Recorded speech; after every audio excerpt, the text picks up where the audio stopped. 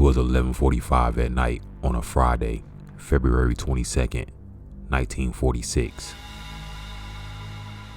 Jimmy Hollis and his girlfriend, Mary Larry, parked on a secluded road known as Lover's Lane after having seen a movie together.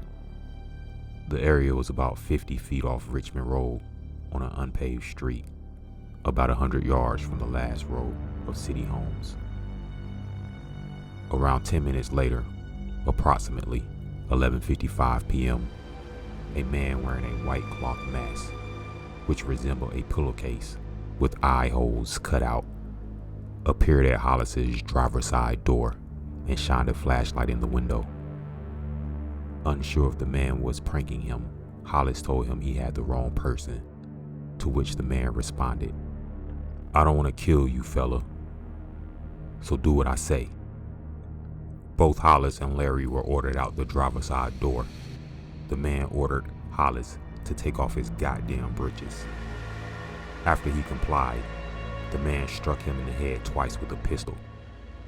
Larry would later tell investigators that the noise was so loud she initially thought he had been shot, when it had actually been his skull fracturing.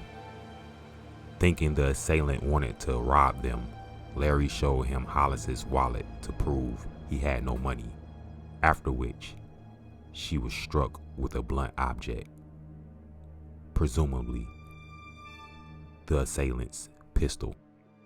The assailant ordered her to stand, and when she did, told her to run. Initially, she tried to flee toward a ditch, but the assailant ordered her to run a different direction up the road. Larry spotted an old car parked off the road but found it empty and was again confronted by the attacker, who asked her why she was running. When she responded that he had told her to do so, he called her a liar before knocking her down and sexually assaulting her with the barrel of his gun. After the assault, Larry fled on foot, running a half mile to a nearby house. She attempted to call for a car passing the residence, but was ignored. Larry was able to awaken the residents of the house and phone the police. Meanwhile, Hollis had regained consciousness and managed to flag down a passerby on Richmond Road. The motorist left Hollis at the scene and drove to a nearby funeral home, where he was able to call the police. Within 30 minutes, Bowie County Sheriff W.H. Bill Presley and 3 other officers arrived at the scene of the attack, but the assailant had already left. They found Hollis's pants 100 yards away from the parked car. Larry was hospitalized overnight for a minor head wound.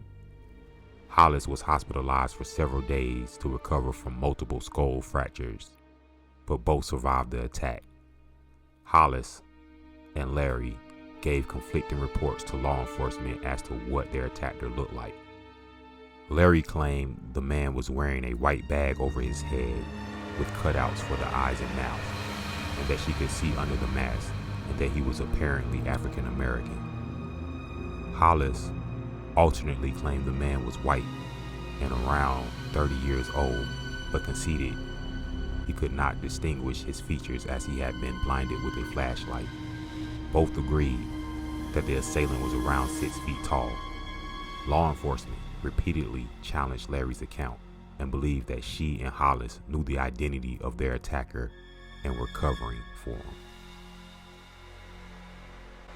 The suspect, later dubbed the Phantom Killer, would go on to attack 6 more people within the next 10 weeks, leaving 5 dead and 3 injured. The Phantom Killer committed 2 double murders, and his final crime ended with 1 casualty and 1 person severely wounded. The Phantom Killer has never been caught.